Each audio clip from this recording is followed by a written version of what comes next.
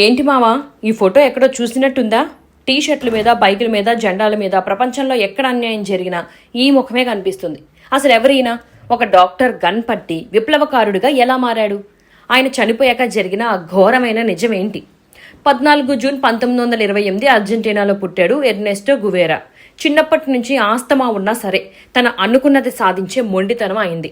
Medicine చదువుతున్న టైంలో తన ఫ్రెండ్తో కలిసి ఒక పాత మోటార్ సైకిల్ మీద లాటిన్ అమెరికా మొత్తం తిరిగాడు. ఆ ప్రయాణంలో పేదరికం, ఆకలి, అణిచివేత చూసి ఆయన రక్తం మరిగిపోయింది. కేవలం రోగులకు మందులిస్తే సరిపోదు, ఈ వ్యవస్థనే మార్చేయాలి అని గన్ పట్టాడు. మెక్సికోలో ఫిడెల్ కాస్ట్రోని కలవడం ఆయన లైఫ్లో బిగ్ టర్నింగ్ పాయింట్. అక్కడే ఆయనకు చే అనే పేరు వచ్చింది. చే అంటే అర్జెంటీనా భాషలో మిత్రమా అని అర్థం.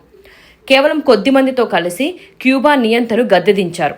దేశం గెలిచాక పెద్ద పెద్ద పదవులు వచ్చినా ప్రపంచంలో ఇంకా చాలా చోట్ల బానిసత్వం ఉంది, నేను వెళ్ళాలి అని తన పదవులను వదిలేసి మళ్లీ అడవుల్లోకి వెళ్లిపోయిన రియల్ హీరో ఆయన.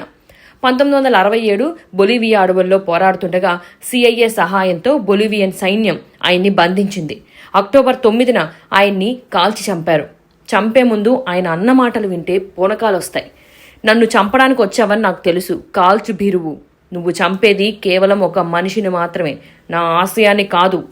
ఆయన చనిపోయాక అది చెగువేరానే అని ప్రపంచానికి ప్రూఫ్ చూపించడానికి, ఆయన ఫింగర్ ప్రింట్స్ వెరిఫై చేయడానికి ఆయన 2 చేతులను నరికి తీసుకెళ్లారు. ఎంతటి దారుణం మావా ఇది! ఒక వీరుడికి జరిగిన అవమానం ఇది. చంపిన వాళ్ళు అనుకున్నారు ఆయన చేతులు నరికితే ఆ విప్లవం ఆగిపోతుందని. కానీ ఈరోజు ఏ మూల అన్యాయం జరిగినా చెగువేరా పేరు ఒక నిప్పు కణంలా వినిపిస్తూనే ఉంటుంది.